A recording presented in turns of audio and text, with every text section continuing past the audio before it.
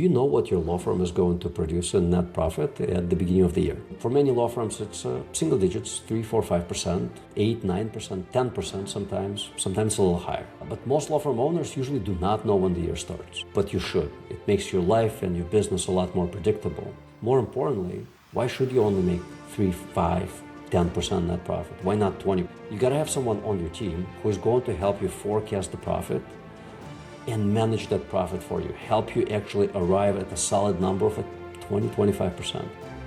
On this episode, I got to interview Ryan Kimler. He's a fractional CFO, great guy. This is his third interview on this podcast in as many years. We talk numbers, we talk about profitability, we talk about how to plan your profit, how to aim for those 20% and what needs to be done, how much should be allocated to different functions within your business. And I intentionally called it a business, your law firm, I called it a business because it is a business. How to get it to the point where at the year's end, or better yet, every quarter, you see that, hey, it turns out 20, 25% net profit. Wouldn't that be something? Oh, others do it. Why don't you? Check out the episode, enjoy it. And if you find value in it, and this is a mini commercial that Ryan did not pay me for, connect with Ryan. He will show you, or his team will show you, how to structure your business financially so that you actually feel like a successful business owner, not just a great lawyer. Enjoy the episode.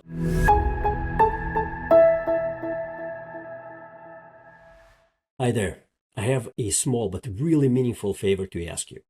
You know, I watch at the stats on our YouTube channel and Spotify channel, wherever most people listen and watch our podcast, and I see that over 80% of everybody who listens to it regularly is not a subscriber. I'm asking you to subscribe to this channel, and the reason for that is my mission and the mission of my team is to help as many small law firm owners to learn how to transform their law firms into better businesses, and so they in turn enjoy better lives.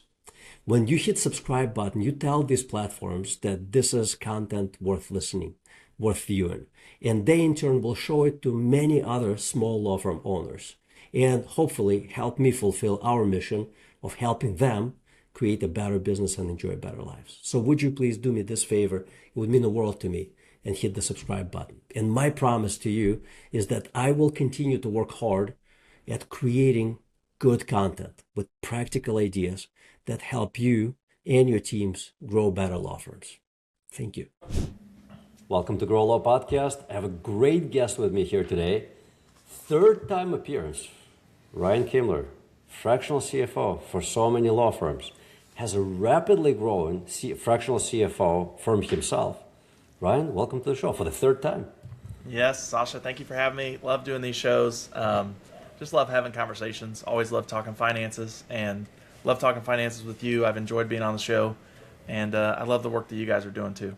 Appreciate that. So to me, finance, the numbers, they're the love language of any business, law firms included. Yes. You recently published a great book titled Bottom Line Profits, and it just happens to be a book about law firm finance. It does. A couple of concepts that really struck out at me. Number one was become part of the 4%. Every lawyer, every law firm owner should know what that 4% is because it is so incredibly important. Yep. Share what it is, why it's important, and then we'll do even a deeper dive into that concept because it's the reason why you should be operating your own business. Otherwise, if it's not important to you, just go get a job. Yep, that's right. So it comes out of the book Scaling Up. 4% of businesses make it to $1 million in revenue and beyond. And to me, like I look at that metric and that means you're growing a team, right? And to really, build influence, probably, build your income and build wealth. I mean, I agree with you, right? If you're not going to grow a team and you're not going to grow your business, just go get a job. Because otherwise, if your business is smaller than $1 million, most likely you own a high-paying job. You don't really own a business, right? Or not a high-paying job. Or not a high stress, not high-paying. That is very true as well, right? And I think for most all of us, right? What are the two core factors of why we get in business? Control our own time, control what we make, right?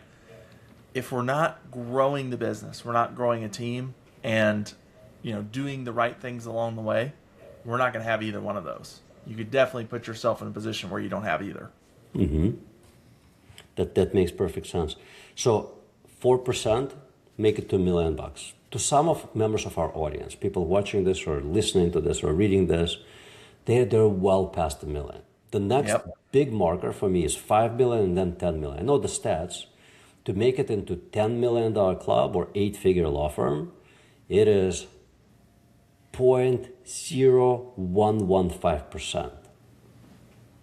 It is a really exclusive club, really exclusive. And to me, that number actually is the freedom point, much more so than $1 million. And the reason for that is I've had 4 businesses now that have gone past $1 million mark.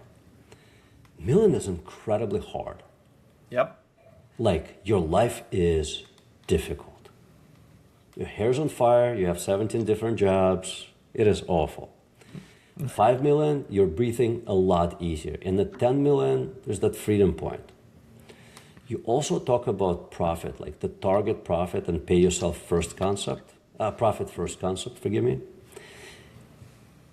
Let's focus on that. Like, because to me, like being in 4% is like, it's almost like a given. Like if you're not there, then why are you operating your own business? But then like going higher and focusing on profit first, that's where it's at. So talk about that. Yeah, I think, I don't put my clients on profit first, like the Mike McAllowitz system, but I think what's really important is you've got to set benchmarks and targets for yourself. How much am I going to take home this year? Or if you're planning for next year, 2026 or 2027 and beyond, how much am I going to take home? And in order for me to take that home, how much do we have to profit?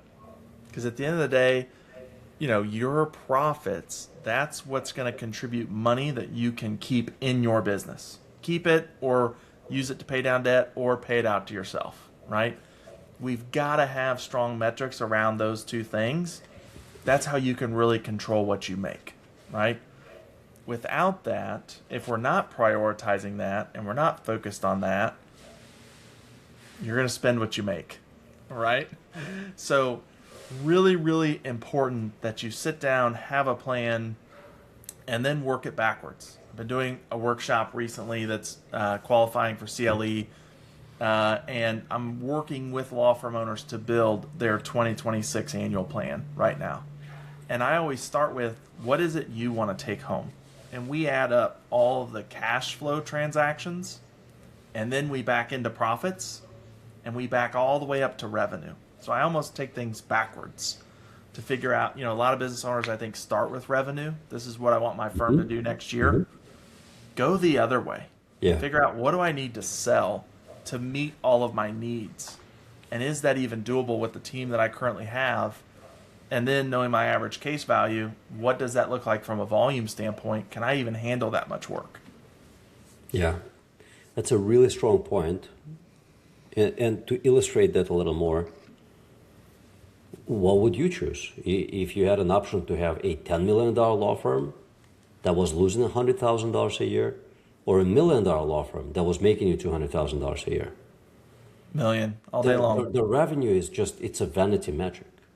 One of our competitors publicly admitted on their podcast was that when they were 3 times our current size, their profitability was 1.3%.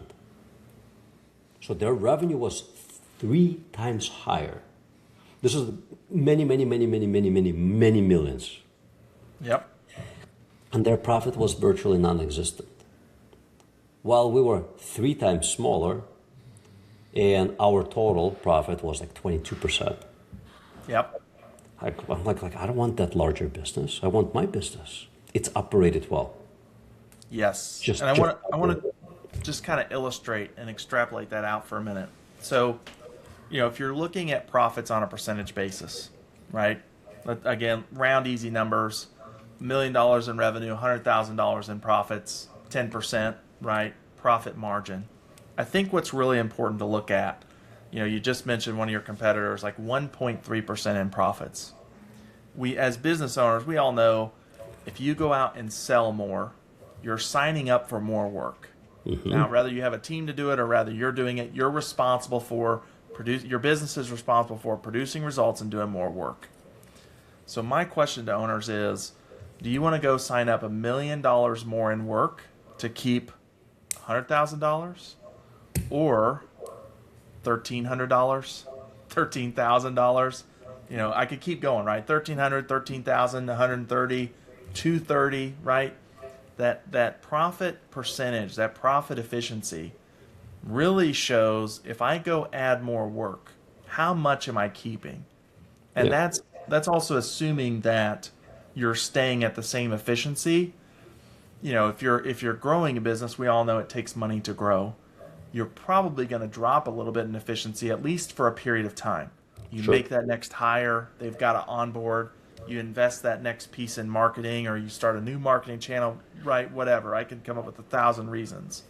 But usually you drop a little bit, right? Hmm. And then maybe over time you recover and you become more efficient. But I think that's an important question for your audience to ask is, what do I want to keep if I'm going to go out and sign $1 million more in business? Yeah. The way my partner and I approach it, we do have the profit first principle in mind. We do not do all of the things that the guy who came up with the concept does, because he does things that are just weird to us, like splitting Yep. everything up across different accounts. I'm like, why can't you manage your cash? Are you that irresponsible? So to Yeah. me, that was just really strange. For those of you who never heard of this, so guy, I forget, Michael Moskowitz, I think. Mike McAllowitz. Yeah. Mike McAllis, I was a little off. So great book, Profit First. I'll give you a short synopsis. The concept is basically this. When you're mapping, actually, Ryan, you said this, right? Like when you're mapping up next year or next quarter, never think about it monthly because that's too short of a time frame. You start by like how much profit, not, I don't even think about it as like personal income, but how much profit should my business generate next year? We're recording this middle of December of 2025. This episode is going to come out probably early February, but it's still early in the year. So you think about it, all right, so I'm expecting my law firm to do $3 million this year. If I operate it well, I'm probably going to end up with like 20. If I do operate it very well, it's going to be 25% net profit, pre-tax. 20%, easy number, $600,000 on $300,000, on $3 million revenue. And you start with that. You're like, okay, I'm going to do $3 million out of $3 million, 20% is going to go to profit. I'm going to pay myself a market rate of, let's say, $250,000, $300,000, $350,000 for managing the law firm. And then here's the rest of my labor, cost of service, like I'm allocating this much. And at my administrative expense, I'm allocating this much. And my marketing, which we also call client attraction, and it's just percentages. Everything is a percentage. And then you work to it, and then at the end of this exercise, usually first go, you're like, oh shit, my total percentage is well over 100%. I'm going to have to Yep. cut it somewhere. It's an Yep. awesome exercise that you usually cannot do in like one sit down if you do it well, because then you have to think about budget for every department. Yep. It's such a cool exercise. It My is. partner and I struggled with it a couple of weeks ago. It is, and you got to make some tough choices, right? Yeah. And on the labor side, I mean, sometimes it's hard to account for how well are people going to perform, right? And then you get into bonuses at the end of the year, but yeah, that is a great exercise to sit down and do. Not super hard math, just some easy percentages. Even if you're rounding to whole dollar figures, right? Round down. Round down on the revenue side, maybe round up on the expense side. You'll have money left over, right? But make it easy for yourself. Yeah.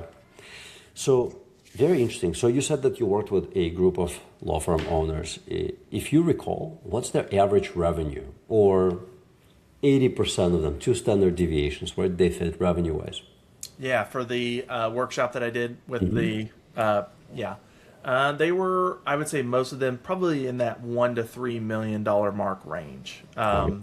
Small teams. They're the owner, couple of associates, Yeah. couple, few paralegals, couple of admin office staff, that kind of thing. Yep, they're at $1 to $3 million in revenue range per year. Yeah. So let's average it out and say $2 million. Yep. What was their focus as far as profit? Like Yeah. what percentage did they target on average? Yeah, so most of them single digits, high single digits, 8, 9%, up to some like 15, 16, Good. somewhere in there. My focus is always 20 to 25% at a minimum.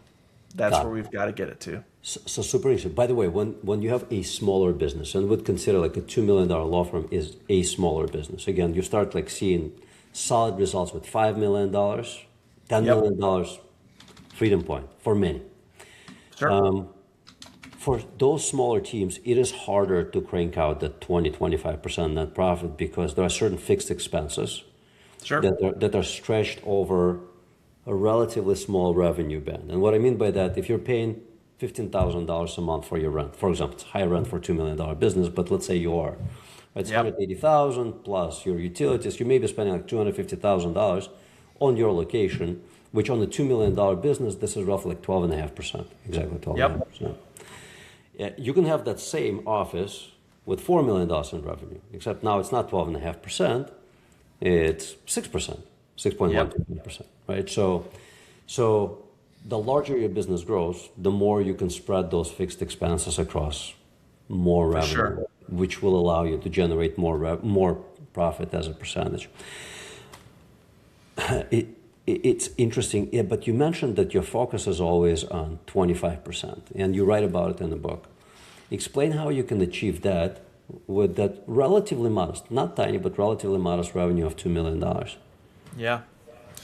Yeah. So if we're allocating percentages, kind of like you were talking about earlier, and I like to put things in 2 or 3 buckets. Let's talk about overhead first. I try to keep that to 20%. That's the major goal, right? And sometimes maybe that means you got to move office space, right? By the way, real quick, for those, like a lot of lawyers that I spoke to, don't really love numbers Yep. and haven't taken accounting course like ever. So when you say overhead, let's describe that. What Sure. does overhead really mean? Yeah, great question. So think anything that it takes to run a brick and mortar. So, traditional brick and mortar business, rent, office supplies, printing stuff, right? Insurances. You've got your workers' comp in there, right? And you've got like your liability, malpractice insurance, all that, right? Your protections, basically, so you don't get sued as a business, right? Licenses and registrations. Um, Professional affiliations you got to be a part of, maybe bar association dues, things like that, right? Anything that it takes to run that traditional brick and mortar business, utilities, phone bill, internet bill, right? I would classify that as overhead. Got it. And to add a little more flavor to it, whether you do a case a year or 100 cases a year, that amount is going to be the same. Those Yep. are your fixed expenses. Okay. Yep. So You're, 20% lowered overhead. yep. What's next? 45% I usually allocate to payroll. Now, Okay. that is everything that includes paying your people. And ideally, the owner too at a decent salary. Okay. A market rate salary, like something that they could get if they want to work somewhere else. Yeah, could be a little bit lower if you're planning on taking distributions, right? I know, for tax purposes, a lot of us are S corp, and we're trying to reduce what we pay ourselves in salary, right, and get around that 15% tax, right? So I'm flexible on that part, but at the end of the year, yes, as an owner, I want you reasonably compensated. We can get there. You can, skin the cat or cut the apple multiple ways, whatever you want to say. Salary and distributions, fully salary, but I want you to get there, right? So yeah, so 45% really should be towards paying your people, paying you a little bit, and paying your team, and that includes bonuses, that includes payroll taxes, it includes 401k, includes healthcare, right? So everything that it takes to pay your people, we're including in the payroll bucket. If you hire outside counsel as like a contractor for consultations or, on certain types of cases, include that, Yeah. right? So Intake 45%. people, administrative staff, Yep. paralegals, Yep. associates, you, everyone's there. So on a $2 million business, 45%, we're talking 900K in total towards payroll. which is a pretty good size payroll, pretty good portion of the business, right? So we've got 45%, and we've got 20% for overhead. That gets you to 65. The last piece that we would do would be marketing, right? And you said client attraction, right? And that 10 to 15% of revenue, depending on your space. Consult with your marketing experts, your space, your practice area, where you're located. 10 to 15% of revenue into marketing. So let's just go the high side. Let's say 15, 25, 20, get you to 80%. You're left with 20% profits. If a little bit of payroll is you allocate that to profits as well, you could get to that 25% mark. So we calculate it differently, and we're larger than that. The way that we look at it is profit first, right? So the target is 20%. Then we look at our production costs. Yep. So we actually break out our payroll by production costs, and our production costs are high. And the reason why they're high in our business, which is search marketing, it's incredibly labor intensive. If you want to do it right and deliver strong results to your clients, you're going to have smart people who are experienced, who know what to do, how to do it, and do it without you constantly telling them what to do and how to do it. And they're going to cost you a pretty penny. So to us, like our production costs are 45%. All in, but that's our production costs. So, and then we break out other departments, like our sales department. All in is 8%. It has to be. This is professional sales. So for lawyers, it would be intake, and intake is not as costly as sales for a marketing company, but it could be very costly here. So we actually break it all apart, and because we've been operating for 18 years, we have so much historical data that doing this kind of planning becomes very, very easy. Our actual P&L is broken by department. It's an atypical way of doing it, but like, here's your marketing department, here's your sales department, here's your production department, here's your administration. Love it. There's HR, there's finance, because we have a cost of finance, because we're processing, most of our payments are done by credit card, so our cost of it goes under, et cetera, et cetera. So I bet that if your law firm has been operating for a few years, you have just as much historical data as we do, and you could really dial it in, and you will know, give or take, what it is that you're going to make by the end of next year. Yep. It's magical. I think that's spot on. I mean, the credit card costs and things, I would put that in overhead, right? That'd be part of my 20%. I mean, that's going to be 2 or 3% right there, probably, right? Highly encourage my clients take as many checks and ACH payments as you can. Way cheaper, help cut that percentage down. One final thing I want to highlight. My model is usually around 45% payroll, right? Total. I think something that's really important is, we're not at 50% payroll, which means on your billing staff, you've really got to have greater than a 2x return on their salary, right? 2x return gets you to 50% payroll. And you've got to absorb and account for the administrative salaries that you have that are not billing. Right. So that means most of your lawyers and billable staff, you've got to be in the 3 to 4, 5x returns, depending on where they're at seniority wise. Hey, let me expand on what you just said, because again, I know a lot of listeners, when they start talking like math with them or accounting, they're like, So what Brian is saying is that for all of your staff that works on clients' work, billable stuff, if you're paying them $100,000 per year gross, that includes payroll tax, their benefits, whatever. I'm just using a nice round number. You have to generate $350,000, $400,000, best yet over $400,000 on that one unit, on that one person. And the reason for that is, if you generate $200,000, that means that your cost of delivering service by that person is 50% of the revenue. There's no room for any other payroll, which you will invariably have. No matter how big or small, well, if you're tiny, you will not have, but if you have a few employees, you're going to have non-revenue generating staff. That's how, when you run at well operating law firms, they're going to look at the number and say, like, it's got to be 4 or better. Not 3.5. Yep. 3.5 is kind of like Yeah. bare minimum, Yep. right? So when you think about hiring your next employee, like that's how you got to look at it, right? Like, will Bill or John or Peter or Ryan have enough work to give me that 3.5 times of what I'm going to spend on them? Yep. At Because a if they minimum. want, there are exceptions to that, right? Like if you want to become a true CEO of your law firm, the first employee that you should be hiring is another lawyer who is going to Yep. practice law, and you're going to focus on growing the business. But when you look at it strictly from accounting standpoint or standpoint of a CFO who is looking forward, accountants look backward, CFOs look forward, it's that 3.5x, or it's not going to be a profitable position for you. Yep. Yep. And that, yeah, I love it. I think that's spot on. And that might sound like a lot, right? Like, oh, can my attorneys produce, say, $400,000 in a year, right? I just want to put that in perspective for a minute. I feel like gold standard kind of minimum that I've seen, annual billable requirement hours for attorneys is 1,500 hours a year.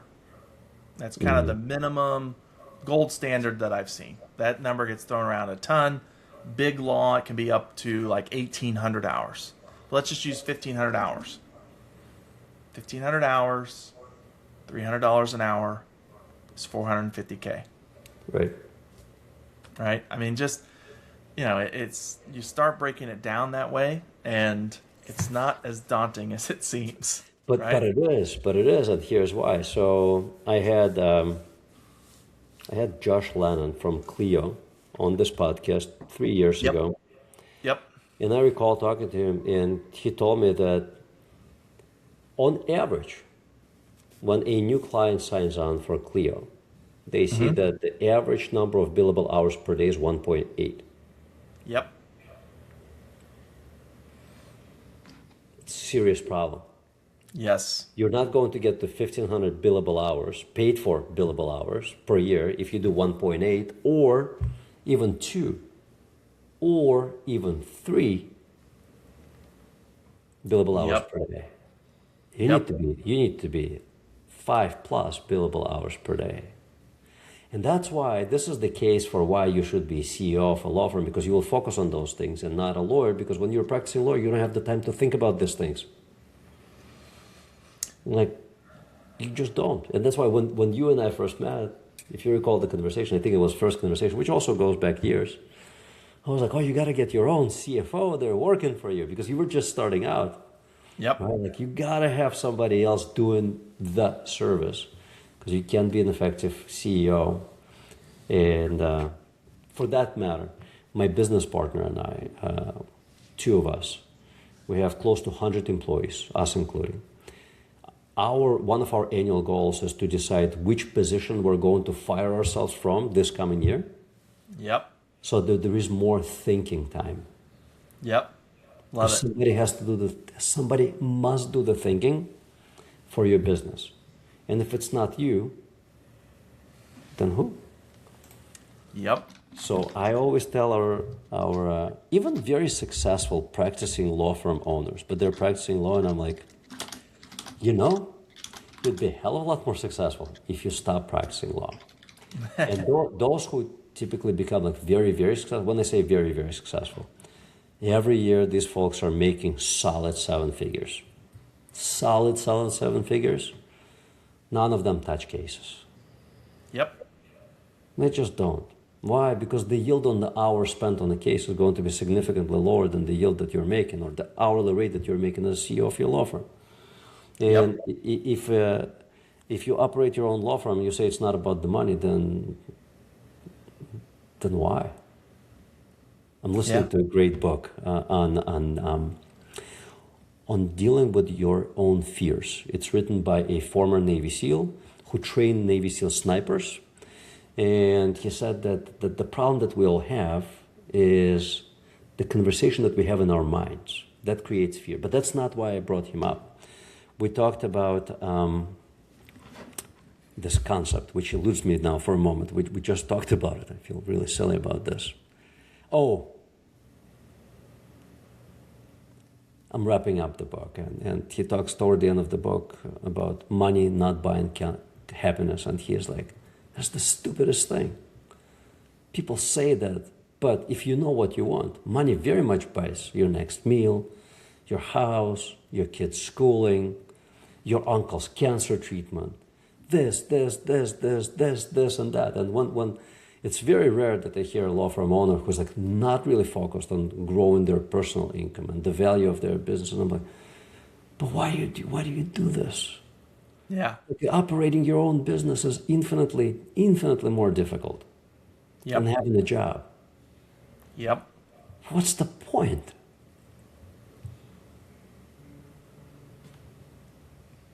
And some people are really like stunned by the question when you really put it in that perspective. Like, what's the point?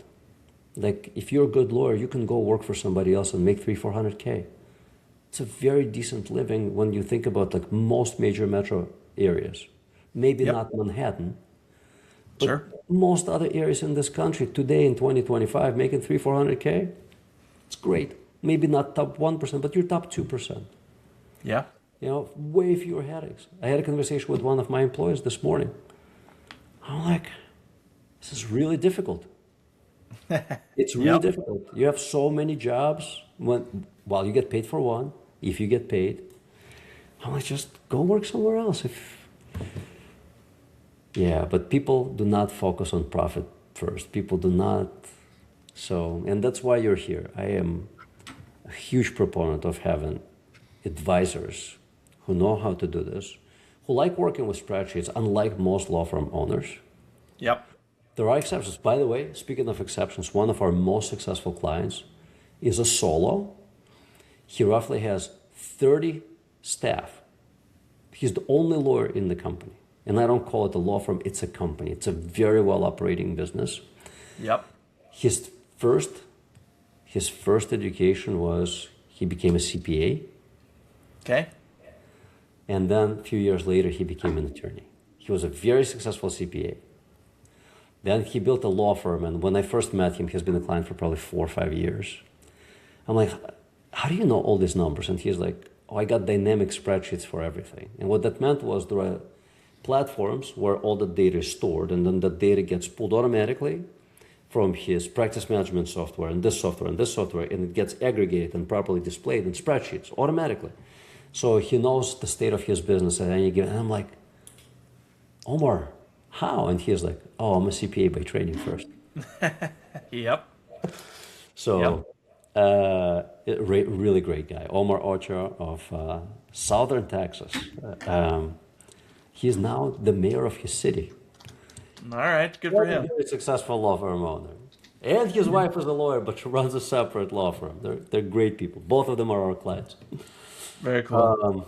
Profit first. If you are a law firm owner, if you do not really have a firm grasp on your finances, reach out to Ryan. It's a testimonial for Ryan. Read his book first. It's a great book. Bottom Line Profits, Ryan Kimler, Kimler. And reach out to his firm and talk to one of his fractional CFOs and see if they can make your next year a hell of a lot more profitable, because I find that with the right advisor, you don't sometimes have to grow revenue to become a lot more profitable. It can be just as simple as that. The right person telling you the right things. Fun story on that, real quick. Yeah. In 2012, I met this great guy, Sid. We were at a small workshop in California. And at that time, his business was doing $726 million in revenue, and he was getting ready to sell it for $1 billion. I'm like, Sid, how? And he's like, oh, my dad and I, we went to this conference in 2003. And there was this one speaker who gave us this one idea. And we built this whole behemoth of a business based on that one idea. I'm a huge proponent of having advisors in various categories. accountants, CFOs who help you manage your business because, my God, you don't have enough years of life to learn it all. That's right. You have to have somebody not just looking over your shoulder, but showing you like, man, this like your profit is 3%. Let's move this, and this. And it's going to be 13. And then it's going to be 20. Yeah. Ryan, what's your website? How do people connect with you? NetProfitCFO.com. Best way to connect with me for sure. You can find me on LinkedIn as well. LinkedIn always does a good job with Google SEO. But easiest way, NetProfitCFO.com. Best way.